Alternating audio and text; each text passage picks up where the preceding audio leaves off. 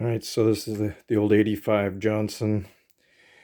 Uh, just in case somebody's trying to figure this out, if they've got it all apart.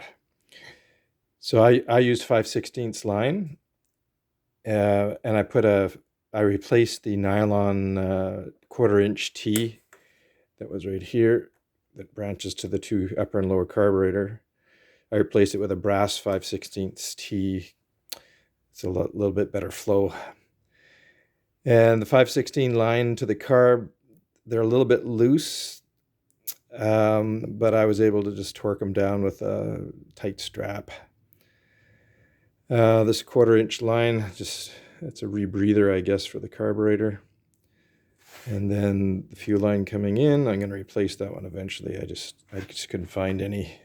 The other stuff that's here is highly rated for the ethanol, but this one's just from the local auto shop, but I can replace that at some point.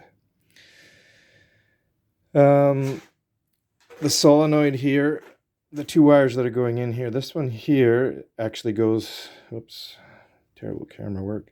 This one here goes to the safety switch, the neutral safety switch on the throttle lever. And when the switch is open, there's no ground, so you can't start the engine. And this one obviously just goes to the ignition switch. This one here, some people may have done this on theirs if anyone else got an engine like this. But the old starter here, it seems like the windings, I don't know if the windings are getting some shorting going on, but I just couldn't get it to start sometimes. It was drawing so much power that I didn't have anything left over to run the power pack. And so this is a suggestion that someone online made, so I tried it. It seemed to work. So this goes connects right to the ignition switch. So when the ignition switch goes on, it runs a nice 12 volts to the purple on the power pack and gives it a nice supply of electricity. Otherwise, the voltage drop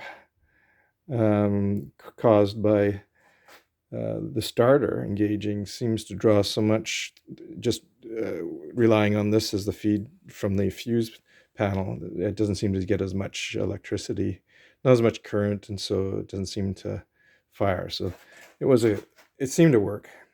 I think I'm going to try cleaning up all my battery wires now and just see if maybe I'm losing some current just with corrosion in the connections, but we'll see.